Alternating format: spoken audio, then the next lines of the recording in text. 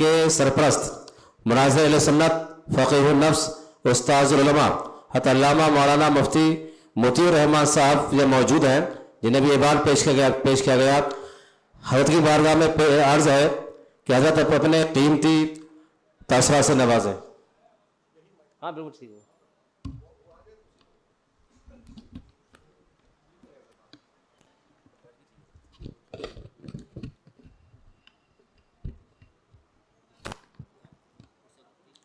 ٹھیک ہے. السلام علیکم حضرات.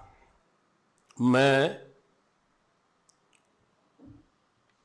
رسمی طور پر حضرت سید ظفر اقبال صاحب کا شکریہ ادا کر کے جو قدر و قیمت محبت ان کی میرے دل میں ہے،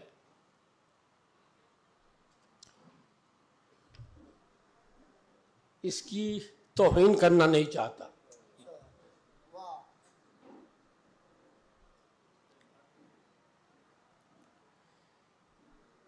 ان کا جو کارنامہ ہے یہ وہ سب آپ حضرات کی آنکھوں کے سامنے ہے. اگر یہی سلسلے قادری سلسلے چشتیہ ہے، اور بے شک ہے، تو جو لوگ صوفیہ کے منکر ہیں اور خاص طور پر قوالی کو لے کر سلسلے چشتیہ کی مخالفت کرتے ہیں، انہیں لا کے یہ عرس دکھایا جائے. قوالی کا یہ لفظ حضرت سید صاحب کی زبان پر بھی آیا تھا.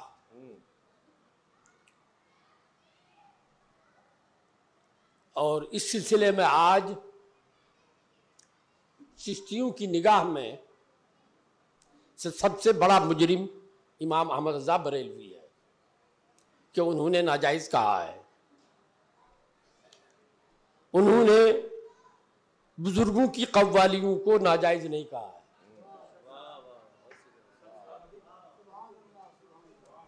اور بزرگوں کی قوالی بالمزامیر کو بھی ناجائز نہیں کہا ہے. لوگ پڑھتے نہیں ہیں، ایک حرف کہیں دیکھ لیتے ہیں، اسی کو لے کے اڑ جاتے ہیں. اس سلسلے میں امام غزالی نے ایک واقعہ لکھا ہے جسے ہم سب لوگ شاید پورے ہندوستان میں لطیفے کے طور پر بیان کیا جاتا ہے. میں نے بھی بچپنے سے سن رکھا تھا، وہ لطیفہ سمجھ رہا تھا. جب ان کی کتاب میرے سامنے آئی تو میری آنکھیں کھلی. انہوں نے لکھا ہے کہ کسی گاؤں میں زیادہ تر اندھے رہتے تھے. دن میں جو آنکھیارے تھے وہ کاروبار میں چلے جاتے تھے، اندھے بیچارے گھر میں رہتے تھے. تو شور مچا کے ہاتھی آیا ہاتھی آیا. وہ سب ہاتھی دیکھنے کے لیے ٹوٹ پڑے. تو تھے تو سب اندھے، ہاتھی کیسے دیکھے؟ ٹٹول کے دیکھنا شروع کیا. کسی کا ہاتھ پاؤں پہ پڑا، کسی کا ہاتھ کان پہ پڑا، کسی کا ہاتھ سونڈ پہ پڑا.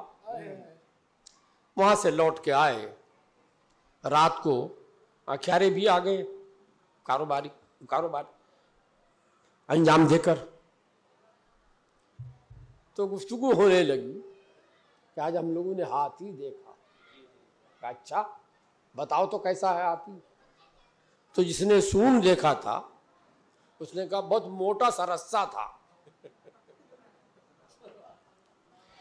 جس نے پیر چھوا تھا اس نے کہا پیلر تھا مکان کا، وغیرہ وغیرہ اسی طرح کہتا رہا. اب جو آنکھیارے تھے، ہاتھی دیکھ چکے تھے، انہوں نے کہا تم سب اندھے ہو. اندھے تو تھے ہی. کہا تم سب اندھے ہو، نہ وہ پیلر ہے، نہ موٹا رسہ ہے، نہ وغیرہ وغیرہ.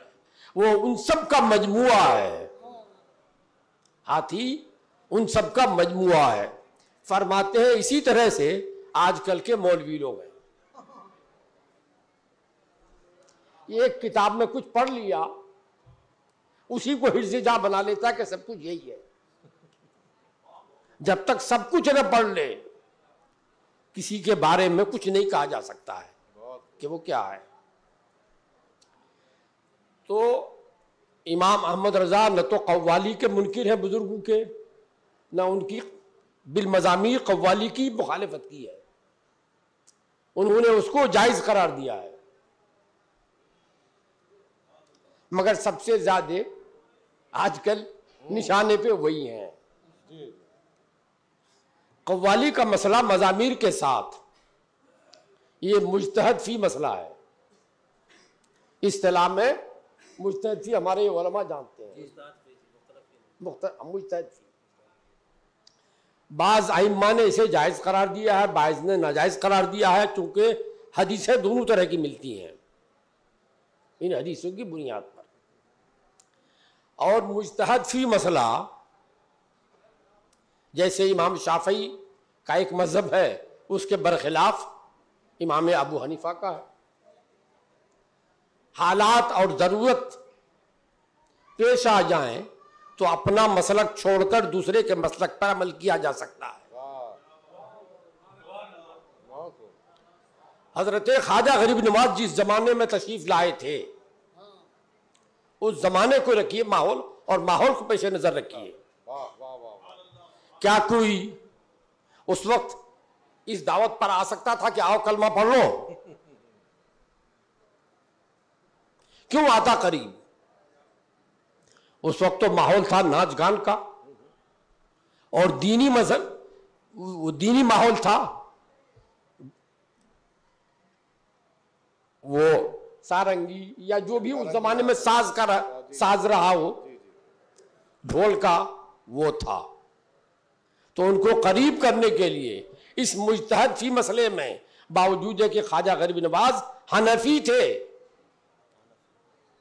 تھے وہ، مگر اس کے باوجود انہوں نے اس کا سہارا لیا قوالی کا، تاکہ لوگ قریب آئیں، اور جب قریب آ جائیں گے تو وہی آپ کے لفظوں میں آئے اور پھنسے۔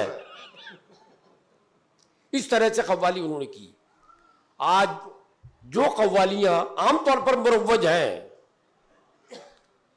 کیا کوئی باشعور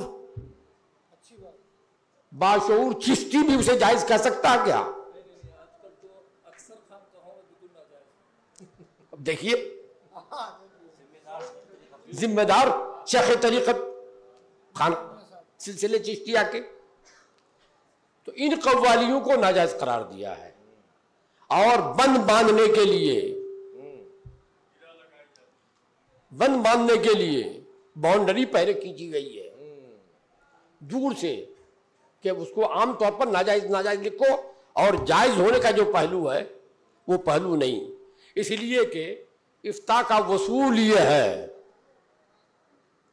کہ اگر کوئی مسئلہ پوچھے تو جب تک ضرورت سامنے نہ آئے اپنے مسلک کی بات بتاؤ، اگرچہ دوسرے مسلک میں جائز ہو یا ناجائز ہو، اس کو اسے رہنے دو، اسے مت بتاؤ۔ اصول افتاء یہ ہے۔ اس لیے امام احمد رضا نے عام طور پر ناجائز لکھا، لیکن جائز بھی لکھا۔ جائز کہاں لکھا؟ جہاں بزرگوں کی بات آئی ہے، بہت خوب یہ لکھا۔ ابھی بات آئی تھی علماء اور صوفیہ کی، میں تو اس کا قائل ہی نہیں ہوں کہ علماء صوفیہ الگ الگ کوئی چیز ہے۔ ہر صوفی عالم ہے، بے شک اگر وہ عالم نہیں ہے تو صوفی نہیں ہے۔ بہت خوب آج جو خانقاہوں میں جوہلا صوفیہ بنے بیٹھے ہیں، انہی کی وجہ سے تصوف بدنام ہو رہا ہے۔ مجھے یاد ہے پٹنہ میں ایک صاحب نے مجھ سے پوچھا تھا دوران تقریر کہ حضرت خواجہ غریب نواز عالم تھے؟ بڑے بھائی، اور کیا عالم تھے؟ سند کہاں سے لائے تھے؟ انہوں نے کتاب لکھی ہے؟ تو میں نے کہا کہ فوج اگر بارڈر چھوڑ کر یہاں چوری اور ڈکیتی سے لوگوں کو بچانے ہی آ جائے تو ملک باقی رہے گا؟ نہیں، بارڈر چھوڑ کر سارے لوگ آ جائیں شہر میں، ملک گیا۔ ملک تو ہاتھ سے چلا جائے گا۔ تو خواجہ غریب نواز نے کتاب نہیں لکھی، لوگوں کو مسلمان بنایا، آرمی بن، انہوں نے لوگوں کو مسلمان بنایا۔ اگر انہوں نے مسلمان نہیں بنایا ہوتا تو آج کتاب لکھ کے کتاب کس کے لیے لکھی جاتی؟ کون پڑھتا ہماری کتابیں؟ خواجہ غریب نواز نے لوگوں کو مسلمان بنایا اور بعد کے علماء کو کتاب لکھنے کے لیے ان کی روحانیت نے کہا تم کتاب لکھو، مسلک میرا ہے، اجاگر تم کرو۔ کیا بات ہے!